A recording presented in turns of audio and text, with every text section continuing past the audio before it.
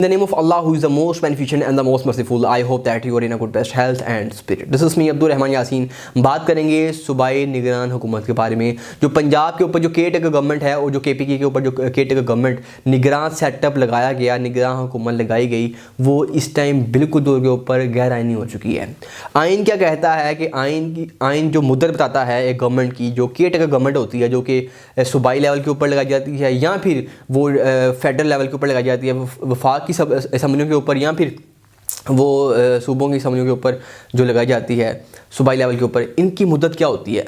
आईन Pakistan constitution of Pakistan 1973 article 224 का close 1 कहता है कि मुद्दत 60 दिनों की होगी। 60 दिनों के अंदर अंदर आपने इलेक्शन करवाने। अगर जो असम्बलियाँ हैं वो टूटी हैं, अपनी मुद्दत पूरी टूटी नहीं है, अपनी मुद्दत पूरी कर गई हैं, मुद्दत पूरी हो गई 5 साल, तो फिर जो इलेक्शन होंगे वो 60 दिनों में होंगे। आइन का article constitution of Pakistan 1973 article 224 का क्लोज C ये कहता है कि जो आपकी इलेक्शन है वो 90 दिनों के अंदर होंगे, तब जब असम्बलियाँ खुद तहलील की जाएँ। जब असम्बलियाँ खुद तहलील की जाएँ, ठीक है, तो आपकी जो इलेक्शन है ये आइन कहता है, आर्टिकल 224 कहता है when the national assembly and the provincial assembly is dissolved the election to the assembly will be held within the period of 90 days after dissolution. ये कौन कहता है? ये आइन कहता है। मैं अपनी राय नहीं दे रहा। आइन कहता है कि 90 दिनों के अंदर इलेक्शन करवाओ। अब 90 दिन ये जो हुकूमत आती है, इसका काम ही यही होता है कि ये जल्द से जल्द इलेक्शन करवाए।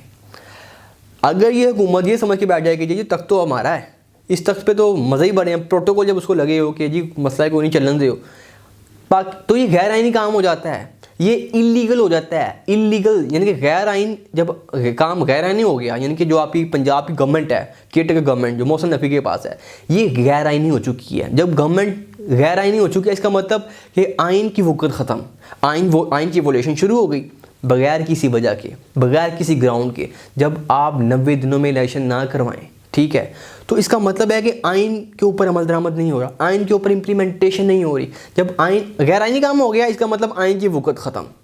अब जब आइन की वक़्त ख़त्म, तो आइन तो हमारे यहाँ वैसे ही फॉलो नहीं होता, चले आइन और थोड़ा वायलेट हो गया। अब जब ये जो चीज़ें वायलेट हुई, आज खुद नोटिस दिया उमर ता बंदयाल ने सुप्रीम कोर्ट के अंदर।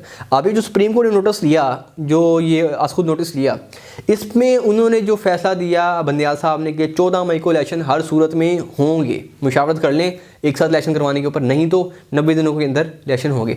ये काम ही नहीं है अदालत का कि अदालत उनके दरमियान मुशावरत करवाए। और जो है ना, वो आइन का काम सिंपल है, अदालत का काम बड़ा सिंपल है।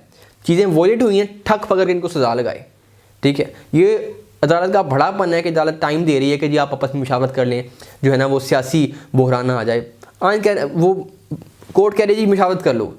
कोर्ट का ये काम नहीं था, कोर्ट ने बड़ापन दिखाया। कोर्ट को चाहिए था कि कोर्ट इनके ऊपर आर्टिकल 6 लगाए, ये आइन की जो है ना वो सरासर वॉयलेशन करें, आर्टिकल 6 के तहत इनको फांसियाँ लगाए, इनको उम्र कैसे सुनाए, लेकिन आइन ने बड़ापन दिखाया। अब अगर 14 मई को इलेक्शन नहीं होते, आइन कहता है 90 दिनों के अंदर इलेक्शन करवाओ।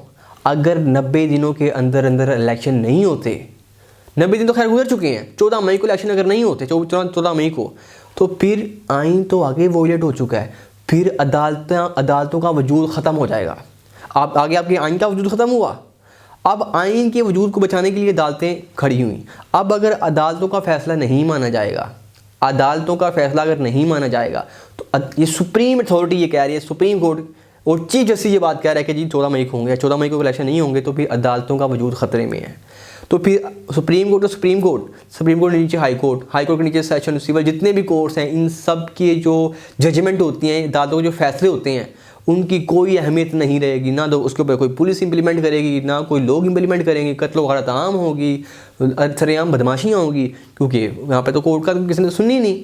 जब हमारे बड़े बड़े जो मिनिस्टर्स हैं वो इसको फॉलो नहीं करेंगे, इलेक्शन कमिश्नर जो मौजूद है जिसका काम ये करवाना है वो नहीं करवाएगा, जब बड़े बड़े हमारे जो बड़े लोग हैं वो ही कानून को और आइन को फॉलो नहीं करेंगे, जजमेंट को फॉलो नहीं करेंगे, तो भी छोटे लोग तो कोई वो भी नहीं करेंगे, क्योंकि बड़ों से लोग सीखते हैं जो नीचे तक आते हैं। तो फिर कत्ल वारत मज़ीद बढ़ेगी। लोगों को पता है अदालतों का कोई वक़्त ही नहीं है, अदालतों का वजूद मुकम्मल तौर पर ख़तरे में पड़ जाएगा।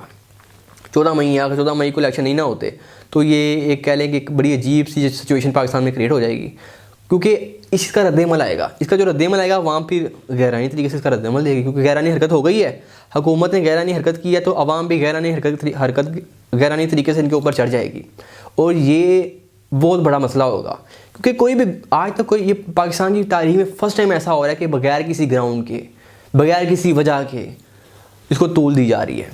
तो ये एक बड़ा एक ख़तरनाक है, इसका रद्दअमल भी ख़तरनाक होगा। आप जो है ना सारे का सारा जो पूरे पाकिस्तान की जो नज़रें हैं वो सुप्रीम कोर्ट के ऊपर जो है ना वो टिकी हुई हैं कि सुप्रीम कोर्ट अब इसके बारे में क्या करती है। इसको दोबारा जो है ना वो अदालत लगेगी, उसमें क्या फ़ैसला होता है, क्या मामला होता है, क्या माजरा होता है, तो ये अदालत के ऊपर है।